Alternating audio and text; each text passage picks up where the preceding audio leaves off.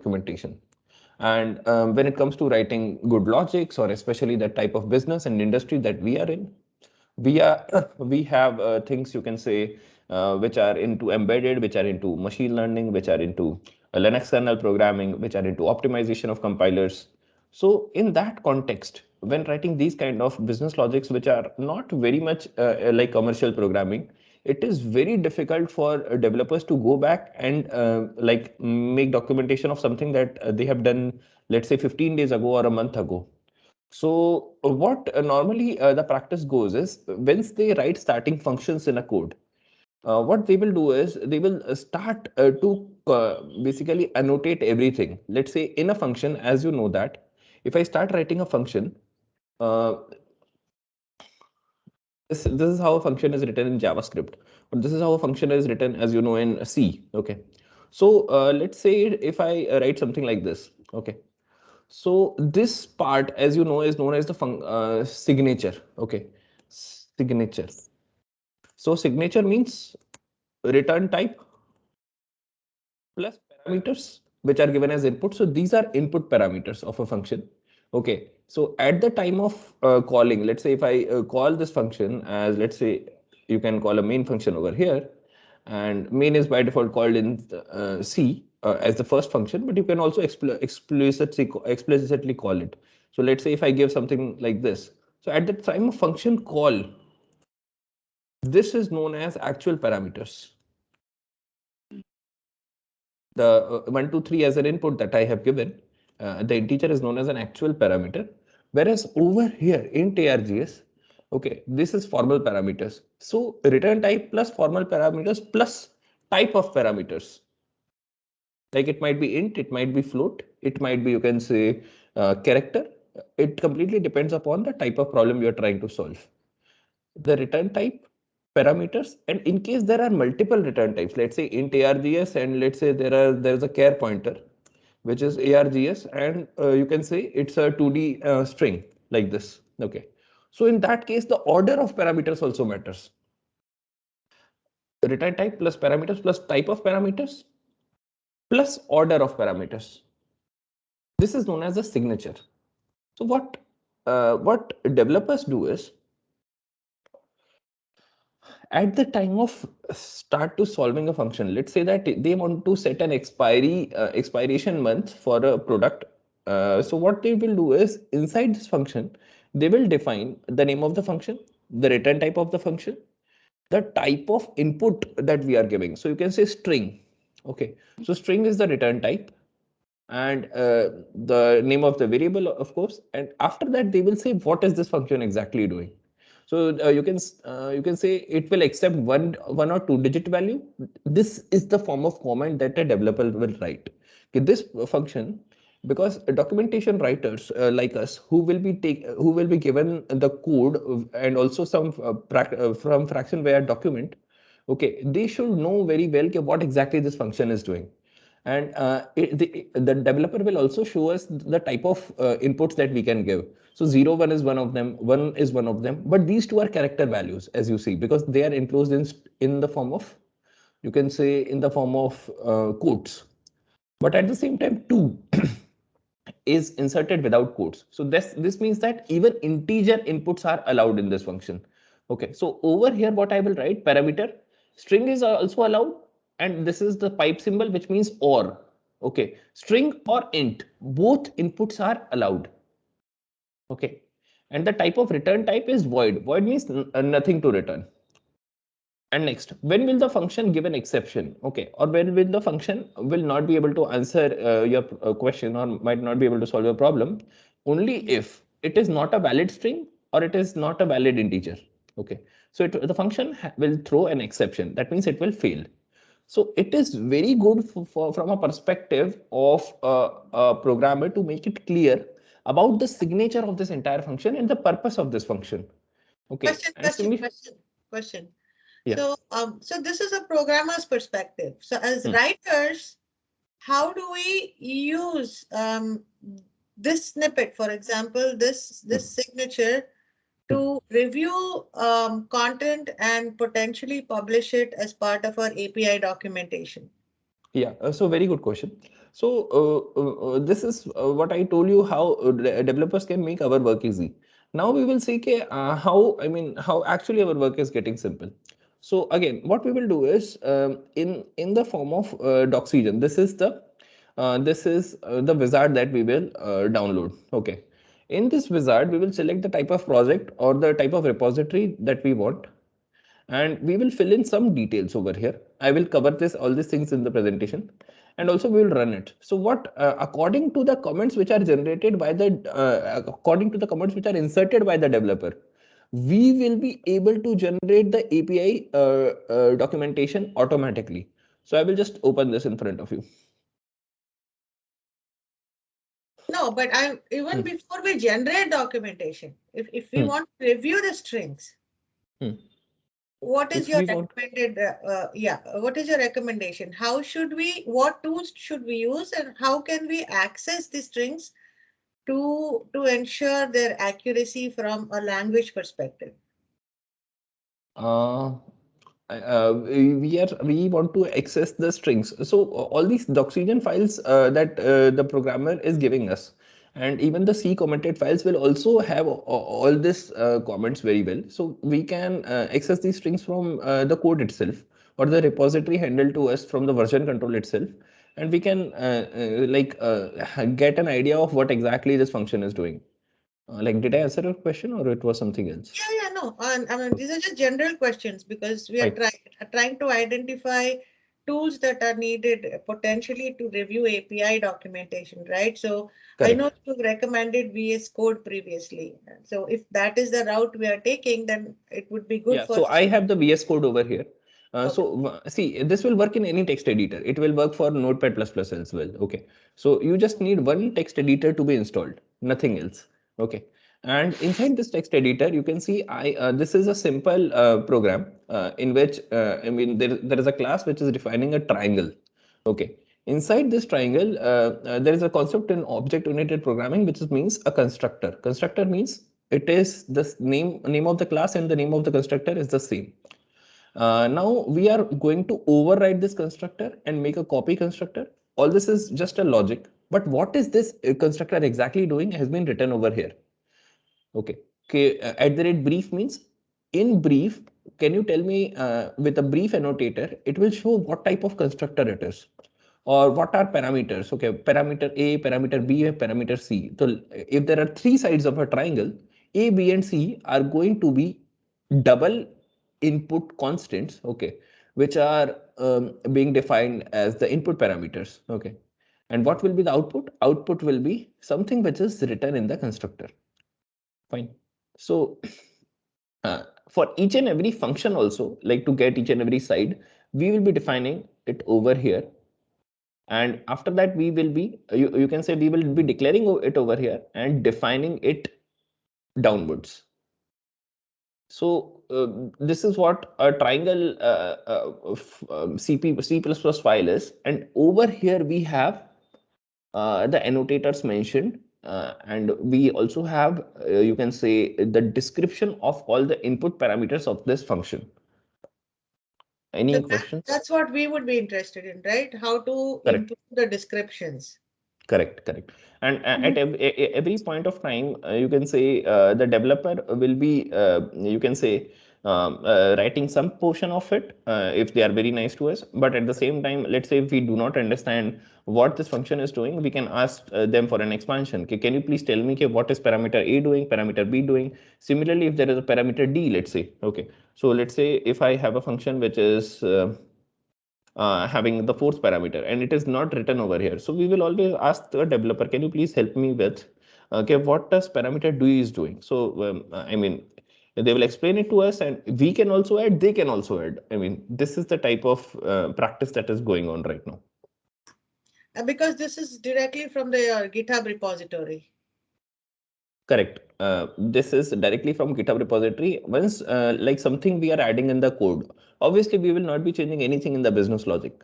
But if there is something already existing, what we can do is we can like change You the fork it, right? You will fork it to correct. its We will personal fork it. repository. Correct. Correct. Correct. So we will fork it. I'll just show it to everybody. So let's say if I go to GitHub.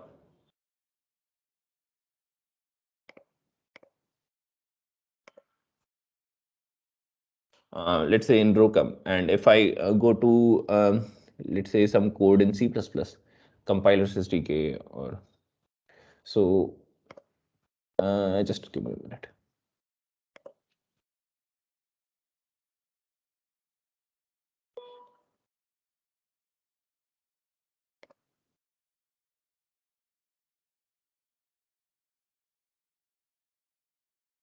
Okay, so I will just open something which is a 2D game written in C++.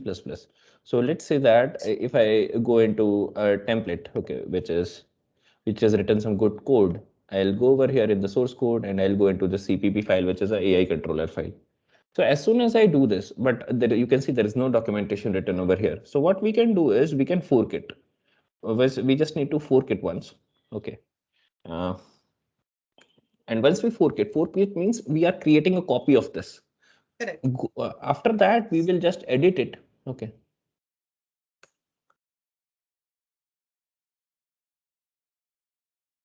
Hmm.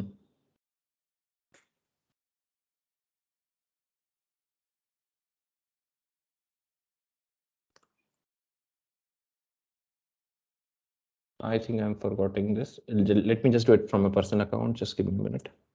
That's okay. We know what forking is, so go ahead. Oh, okay, fine. Yeah, sure. Yeah. Yes. Okay, great. So yeah, so this is my personal account. I can just show it quickly.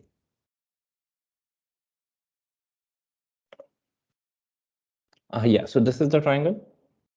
And what we can do is we can directly make a fork of it if it is like it is, you can say, um, belonging to some other repository. Once we have made the fork, we can directly edit it, and we can raise a pull request from pull request from here.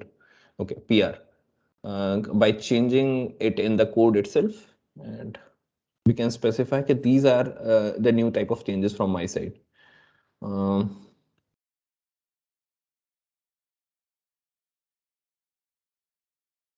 Once we have done it, we need to commit it from like I added some new annotations and descriptions. This is a simple commit.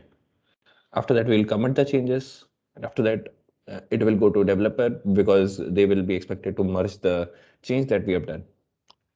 So this is what a document writer can, you can say, add new annotations. Okay, by clearing it up from the developers. If developers feel that the change is correct, they will incorporate this in your in their existing repository. Any questions? Anubhav, I have one Yeah, question. yeah. Can I use the Google Collaboratory for this to instead of installing Visual Studio or C++? Right now, Visual Studio, I mean, any text editor, you can say that I will open this file, which I am showing it to you.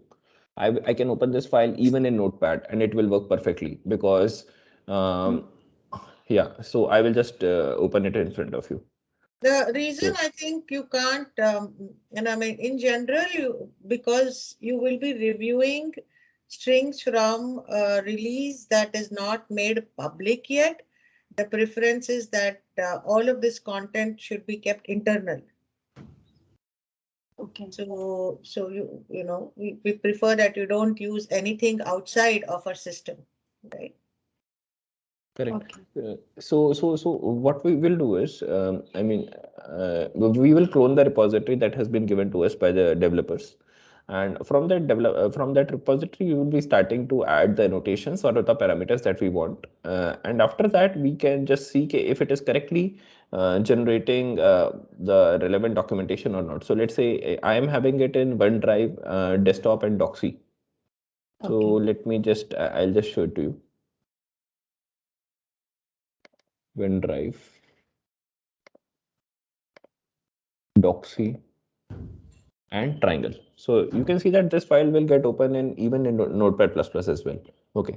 But apart from this, the important tool that we will need is Doxygen. Because text editor does not matter. Once you text editor, if it is capable of reading C++ files, you can see as Notepad++ is equally efficient in reading C++ files. You can do the editing over here itself. There is no issue. Did you get my point, Rachana? Yes, yes. Understood. A simple editor is more than enough. Correct. As we Simple all editor is more than enough. it's Yeah. It's, okay. done. So, any other questions, everybody?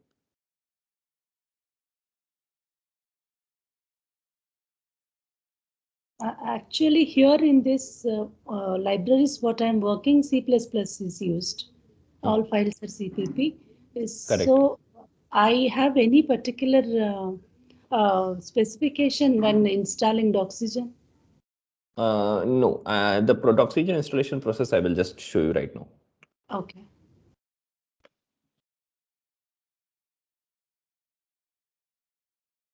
Okay. Next is let's say when again and again source code is changing. Okay. Developers do not have patience to, you can say, change the comments as well. Okay, which they have done. So for every change in the source code, you can say, we can see the logs as well as we can see the commits, and we can accordingly change the comments if there are any changes in the business logic or if there are any changes in the function signature. So when it comes to downloading Doxygen, this is the standard website. I will be sharing this with you. And once we have the standard website available, what we have to do is we just have to go to this website and click upon this Doxygen 1.9.3 setup.exe in case you are using a Windows machine. Similarly, they have executables available for Mac and Linux both. Yeah, so I have tested it across all the three distribution and it is working perfect. Okay. So once it is done, we will go through the regular Windows installation by using next, next, and finish. Once we have done it, you should have Doxy Wizard in your, you can say, in your programs. Okay. Should we do it hands-on right now, everybody? No, let's go through the. Already installed.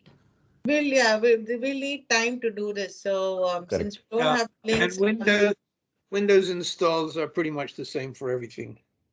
Yeah. Yeah, correct. Yeah. And then S- share the recording so we can all do it at our own pace over the next week or so. Did we start recording, by the way? Yes, it is recording. Yeah, it's recording. Great. Okay. Fine.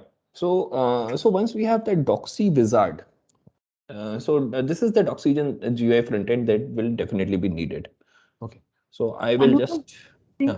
Actually, when we are running code from CPP, how do we validate that code?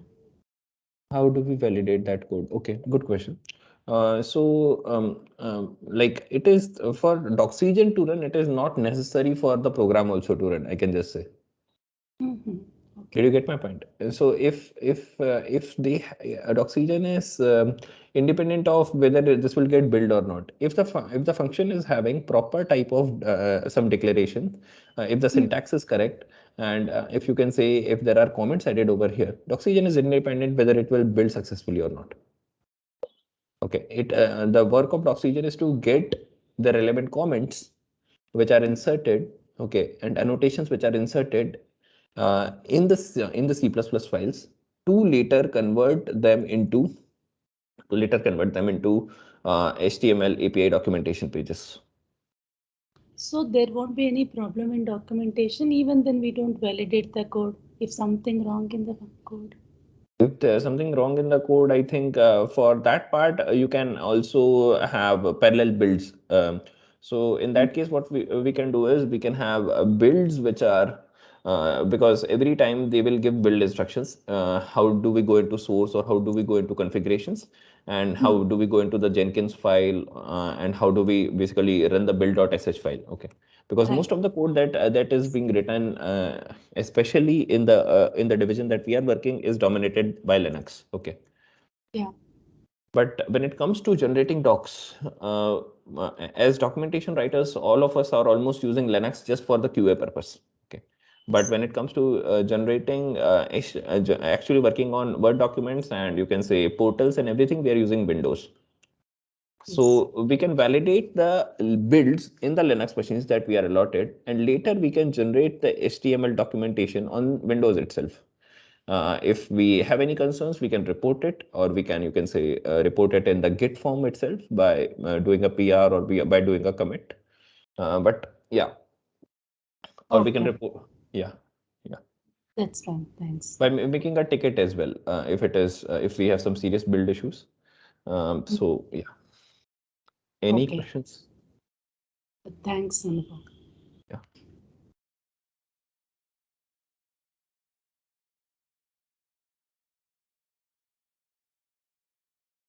Yeah, I think one question is from Vishwajit. Just a minute.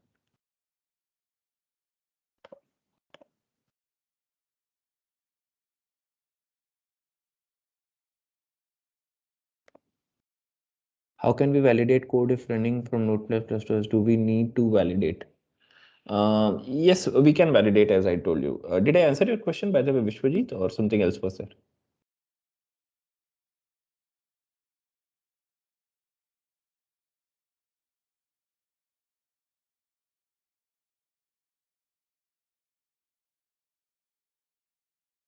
Yes, you answered. Thank you. Yeah.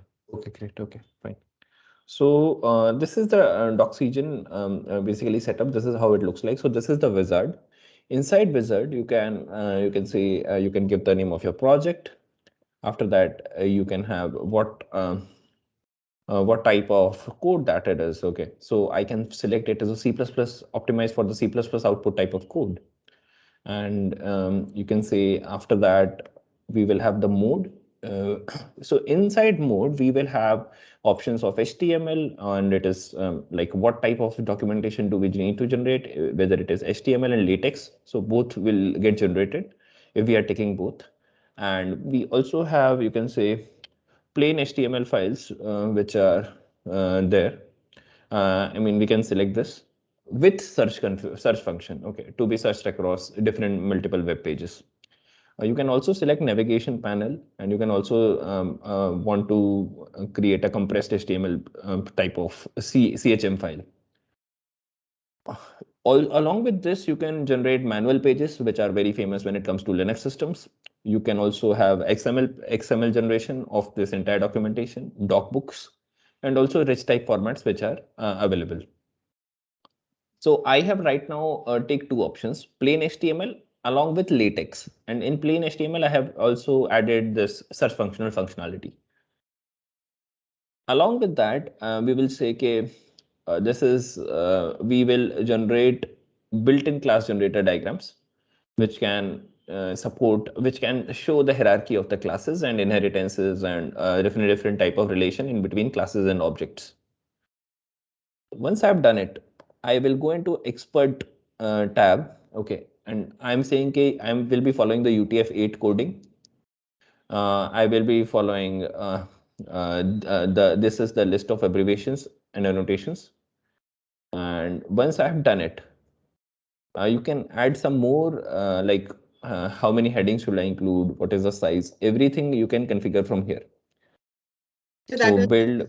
my question, Anubhav, was can we configure Doxygen for that, that meets our requirements? I mean, Yes, this is true for GPU software too, because they follow a very similar process. Correct. So if we do decide on using Markdown long term and reviewing strings using Doxygen, can we have a default configuration checklist for that meets our requirements? Yes, we can definitely have, and also many times like if there is some external vendor involved, okay, and we have to give it according to their format or something which is related to the AMD website format, because every time we can customize it according to the needs that we are going to cater. XML is also possible, you can say latex, HTML. Like we can have configurations for everything. Okay, what is you can say color style, what is timestamp, what is you can say. So if we let's say for the backend, if we decide on DocBook or an HTML editor, HTML based editor, can we integrate Doxygen with those tools? Yes, definitely. We can do it, and all these are very stable builds. Like they have been like using this for a while now, and people have given very nice feedbacks. I have gone through. Logbook in particular, I'm very interested in, and I'm exploring that because I know companies like MathWorks and all who have similar documentation like ours use DocBook. Correct. So let us. I have take the generation of dogbook also. We will see the output right now. Fine.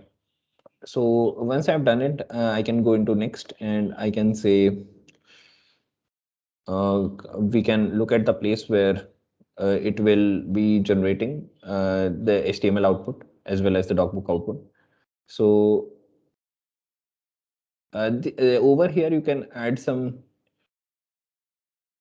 you can say if required any extra flags. As such, you can do everything from GUI, but if, let's say if somebody is good with command line, so he can specify some specific flags over here, additional options. And let's say we are running Doxygen. So over here you can see in the logs how it is seeing for all the CPP files, building the class list, building the concept list, okay, searching for all the type of enums, searching for documentation references, type references, and also they can search for all the related functions. And once they have done it, they will generate everything, and finally we will see the output in our desktop build itself. So let's say if I go into desktop. Okay, so I have list of everything. So let us see. I just gave triangle.cpp is the input, and let's see how what they have generated. So HTML. Let's say if I open the class triangle, can you see this? Yes. This is the output that Doxygen is generating. So for the entire class list, you can see triangle is the class because there was only one class in the our code. And along with that, in this triangle, you have the default constructor, you have the copy constructor, you have all the three functions, member functions. Okay. Along with listed with what is their return type, what is the description of this entire function. Okay. So this is the type of output that we will get. Along with that, we are able to see the description of each and every functions. Let's say this is the parameter, this is the return type. So it will say whether the two triangles are similar or not. What are the parameters? What are the return types? What are the operators? Everything. So do you recommend that we, edit these files or review these files after they are generated through Doxygen or before they're generated by Doxygen? No, I mean like whatever editing is there has to be done from the Doxygen tool itself. Okay, and this is the final output. Okay, we cannot edit it actually. Why can't we take the HTML files and then edit them? What if I mean there are some changes again? We will be keep on updating the HTML files itself. Okay. That's right. Okay. Yeah. So instead of that, if we directly take the code and ask Doxygen to generate it again, Okay. so Yeah, all that task, makes I mean, we correct, yeah. Right. Because if there is some change from developer side, and developer changed it again, but we only made change one time. So instead of I that, we can. discussed this with Sath, and again we came back to the same question: is how do we incorporate or integrate the changes we make back into the source code? Yeah, so for that we can have one CI/CD pipeline actually. What can be done is there is some whatever the dev team is using. Basically, what I mean I have seen is people use GitHub Actions for this. Okay, so what happens in GitHub Actions is you can write a simple CI/CD file. Okay, for the type of build you are there, and you can ask Doxygen to be generated in this build itself. So as soon as a new build is triggered or due to continuous integration being active or being enabled, what will happen is as soon as change is made, automatically it will start the build and it will generate a new Doxygen file. Anubhav, I have a question here. Please tell me. Actually, it's exactly picking all the parameters and whatever code is there. In this Correct. case, we need to specify which programming language we are using, right? Then Yeah, only we it have can instantly read. correct, correct. It can because it will prepare itself. Normally, if you don't give also, then also it will try to find what is the programming language. Yeah, Okay. yeah. Otherwise, also it will pick up properly. Even then, we don't mention which language we are using. Whether C. It will be able to. It will be able to. Yeah. Okay. Anubhav, I also have one question. Huh. Yeah, I see multiple files created by Doxygen, right? If Correct. if you can show again, Yeah, like yeah, sure. Just a minute. is that from one program only? Like if I want to see the changes on one page, like do I need to integrate or what? No, Like no, automatically it will be done. Very good question. So let us say that I open the source code and there are 5, 6 files, okay, and I made changes in single file. But what is happening is this file is is generating output for almost 6 to 7 HTML pages. So yes, as soon as you made a change at one place, all the 6, 7 HTML pages will get reflected. So let us see that another triangle object of Rukam dev team. Okay. So I will save this. And once I have saved it,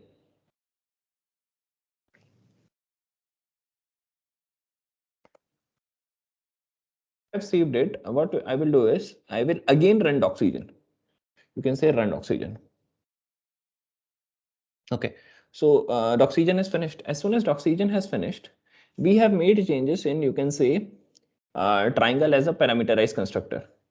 So I will go into main page and I will just refresh that page.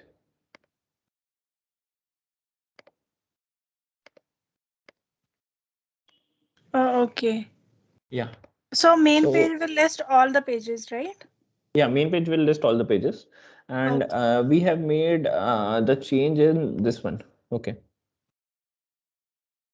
So you can see I made the change that parameters is another object of the Rocom dev team. Right now I make the made that change, and you can see there is a reflection over here. As soon as I Yeah. go inside this also, automatically it will make the reflections over here as well. So if you make the change at one place, automatically it will get reflected at all the places. Okay, thank you. Yeah. Any other questions?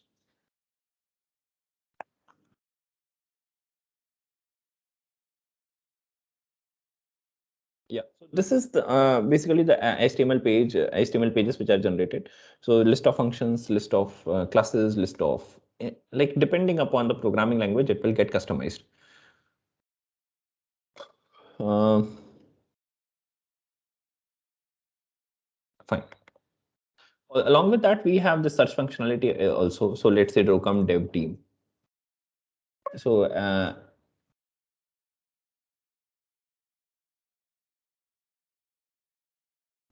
so you can see all this. This is a function search functionality. Can you see this? Yeah. Yes. And you can list all the member functions. You can list all the members. You can, let's say, go into an equivalent triangle. When is it in an equivalent triangle if we want to see?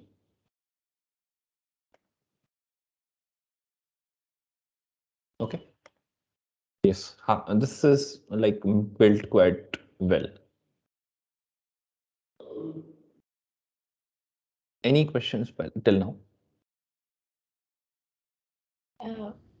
If Yeah. time permits, can you just show the flow, like how exactly we pick up the a source Sure. file and we generate and Fine. So we just have to go to wizard. We have to select the path from which, path in which right. our C++ code is lying. Yes. Once we have done it, we will just give the name of our project. Okay. Once we have done it, inside this mode, you are saying what type of, for optimization level, what type of output will be coming. So you will say just C++. After that, in output, you want HTML, you want latex, and also you want a docbook output. Right. Once it is done, we can also generate some diagrams. Okay. So it is an inbuilt diagram generator. Also, there is GraphViz. I had used it for in Python to generate the decision trees. Okay, so I was discussing this with Ashwin as well. So you can make decision trees or machine learning algorithms visualize by using this GraphViz package. Next is as soon as you have done it, you can just go into expert, and inside this expert you can see that UTF-8 is the type of encoding that you need to select. And all this thing is by default selected. As soon as you select C++, it knows that it is a combination of inheritance, it is a combination of some containerization. After that, you can say is means implements. Okay, so these are different type of object oriented programming concept. Yeah. So once we have done it, after that we will say inside build, if there are all things, what are all the local classes, or what are unnamed parameters, or what are, you can say, header files, what are the things you exactly want. If there are inline functions, what is the inline information? Okay, so you can like get each and everything. If there are static parameters, you can take that as well. Okay, so all these things you can tick. Along with that, you can say warnings, messages. Okay. Or what are the type of exact files? Yeah, please tell. We can decide the content of our documentation. We can decide. And at the same time, you can also decide what type of files do you want to include. Many times you will not need the header files in the documentation, or many times there are, let's say, files which are from some other programming language, which is not something that Doxygen is supporting. So what you can do is you can there is a Haskell. Okay, so start.hs, you can include it like this. Are you getting it? Yes, yes. Now, by mistake, you are interested not to get some annotations. Let's say if I add one annotation which is not existing. So you can, let's say you are saying some annotation that you don't want to get. So you can say exclude the patterns. So it will exclude those annotations. It will not take those annotations. Right. Correct. So similarly, what are the things that you will need? So let's say you are focusing on comments, you are focusing upon the source. Okay, you are focusing upon headers. There is something known as clang for formatting, so you can use that as well. So yeah, so this is very highly customizable. And let's say you are looking for HTML output.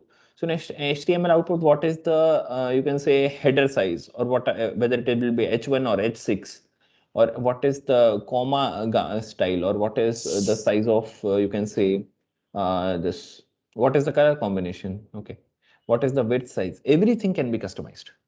Yeah, right. Thank you. Yeah.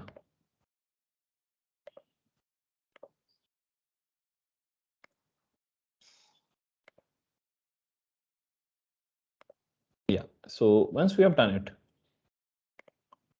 after that we just have to run this thing.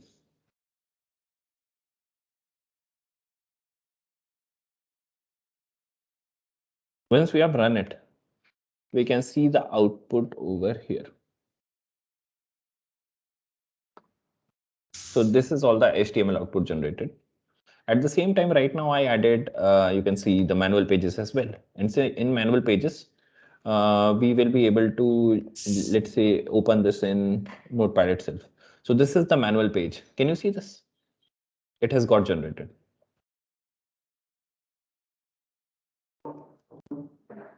It also supports RTF. Yes, it does. Should I generate it? That's okay. Go ahead with your presentation. I think you have some more slides, right, to cover. I do. Yeah, I do have. Yeah. So let's go back to presentation. Fine. So this is what Doxygen was about. Okay. So for this illustration, I had used Visual Studio Code. I had used Notepad++, and I have included the code of a triangle, which is an object from an object-oriented programming illustration. And again, this procedure such that it is already present in the recording, but for if you want to directly, because I will be sharing this PPT across as well. So if you want to refer in the PPT, I have marked each and everything. Like what are the step-by-step process which has to be followed, plain HTML, all entities, everything.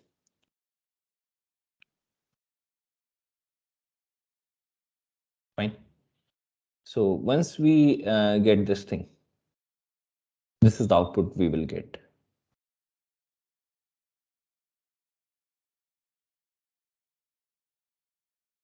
Yeah. So any doubts in Doxygen part?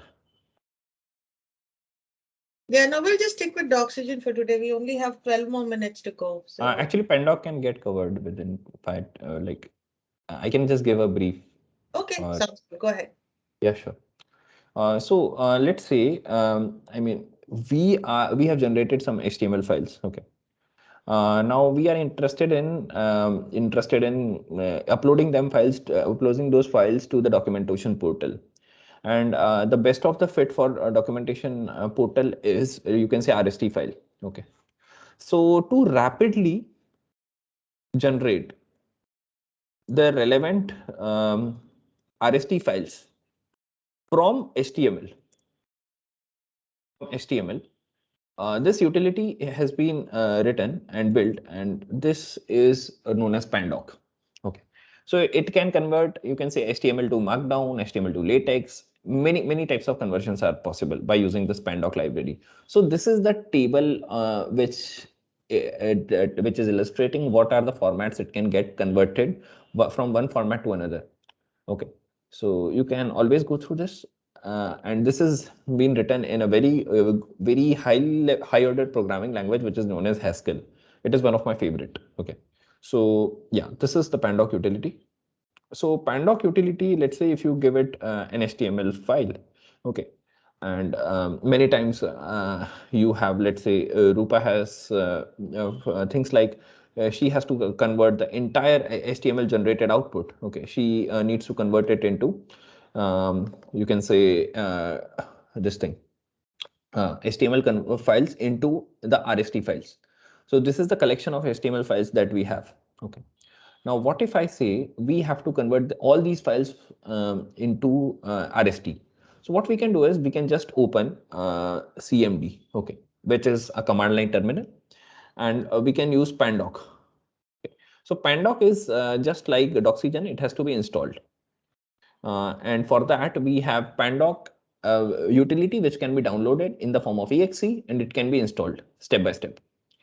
Once it is installed, it is available over here in the you can say it is available over here in your command line. So you can say,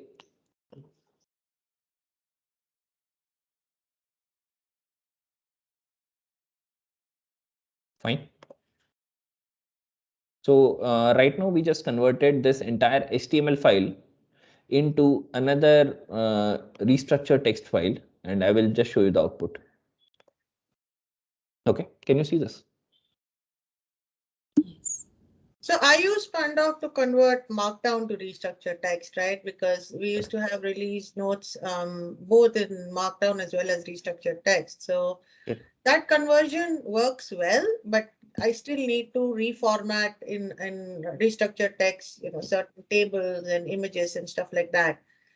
Now, one of the things that you run into with using Doxygen and Pandoc is, from what I understand, in Doxygen, you cannot really have a structure. For example, you can't integrate images. You cannot create tables unless there is another plugin into it, right? So yeah, we need to search about it. I think there must be something. yeah, but out of the box, there isn't. Okay. And then in our documentation, I know we use lots of tables and images. Correct. Right? I think the fundamental issue is that Doxygen is using source code to Correct. Yeah. get everything from. So as you don't have, I think you don't have that concept of tables in source code typically. So there's nothing there for Doxygen to produce a table from. Correct. So I think what we were exploring is there a utility that would enable creating tables in source code? That's one option. How do they create tables? If there is a way to do it. If there was I some have seen way a couple of things. Yeah. I'm Yeah, thinking please. aloud here. If there's some way that you could create a structure that Doxygen could then look at and generate a table from. Structure and code, I mean.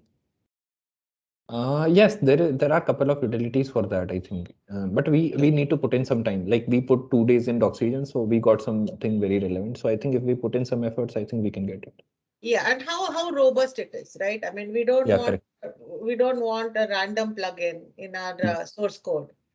Correct, correct. Especially there is I was It thinking should be of doing stable. it It should be manually. stable, yeah. Is that a good code developer will know how to create a data structure Correct. which will look like a table when it's run through Doxygen. that is the other option. Yes. Yeah. So yeah, so this is what Pandoc helps us. So this is the standard syntax, name of the file minus o, the type of file that you want.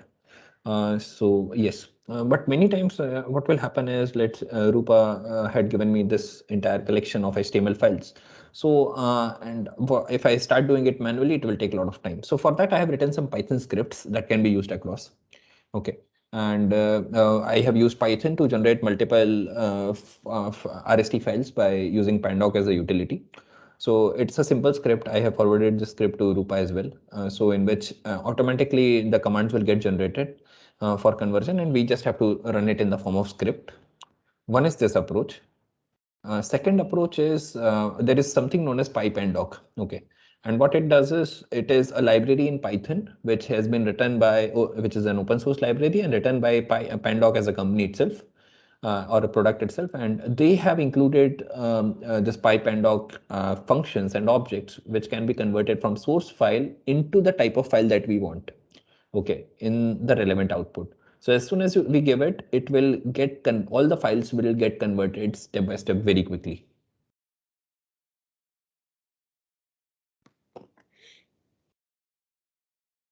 Yeah, so I have as such given both the files to Rupa, but if you are in need of any, I'm like free feel to contact me at any point of time. So yeah, I'll just show the demo as well.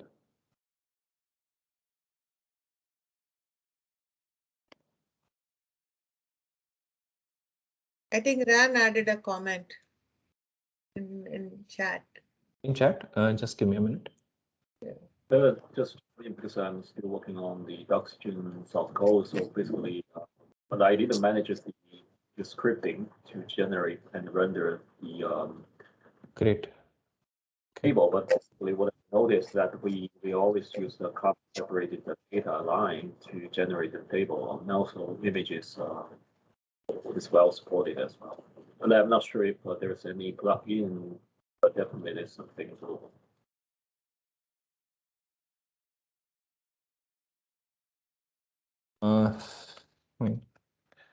So I mean, these are some of the best practices, like how to insert comments when it comes to Doxygen, and by exactly to put the comments, what are the best ways to, let's say, exactly how to comment. So let's say one is that I is equal to 7. So they said assign 7 to I. So this can be understood by anybody, but it has to explain the domain itself, because this means 7 iterations to go. So it has to be relevant such that it can be understood by everyone. And that's what our job as a documentation team is. Okay, to make it as simple as for any user to understand the product or the functionality that we are working upon. So these are comments, the type of comments that we can insert: multiple line, single line.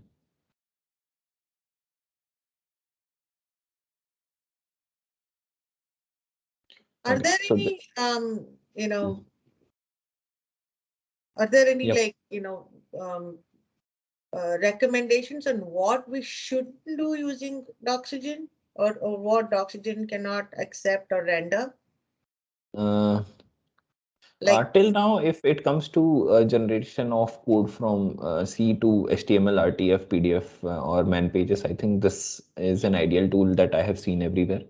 But we can't expect it to, you can say, build very great object diagrams, or there are automatically UML generating diagrams also right now available. So Doxygen is not good for that. That's what I have found from my research. You can't expect it to generate your UML diagrams as well. or you can say sequence diagrams about the codes that have been built. I thought Ran said images are supported. Images are different. I'm saying about UML diagrams. Oh, okay. Yeah. But images you can.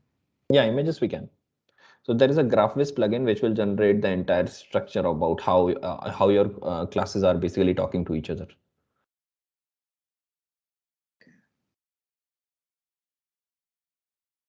So we need to delve into this a little more to see how we can fit this into our API documentation, right? And what is the process? Kind of define a review process. Maybe even using Doxygen, right? Correct. We can generate this graph legends. I'll just show it to you.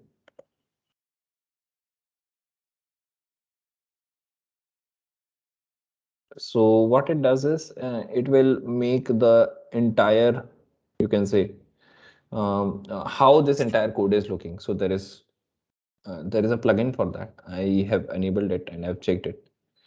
So with that, we can also generate the overall inheritance diagram of this entire class. So that is possible. Okay, we have a minute to go. Very nicely done, Anubhav. Thank you so much. I think in general, all of us needed a session on Doxygen to understand what it really means to use Doxygen. We've heard this, this term so much in the last few months in particular, within MLSE, and now we're hearing it in GPU software as well. Thank you for your time. Thank you for your research, and then appreciate the session. It was very informative. And thank you all of you for attending. We appreciate your time too. I know you've had a very long day today. So I have been listening, and it was a wonderful session. So thank you for presenting, and thank you for conducting, and thanks for all the quote unquote students who listened in actively and enthusiastically. So thanks everyone for showing up, and Rupa, thanks for putting this together for us. Yeah, it was a great session. thank you. And Anubhav, share the slides and the recording, please. Definitely, ma'am. Definitely. Thanks so much. Thank you, everyone. Have a good night and have a good day. Thank Thank you. you all. You too. Good day, good night. Yeah. Thanks, Anubhav, for the wonderful.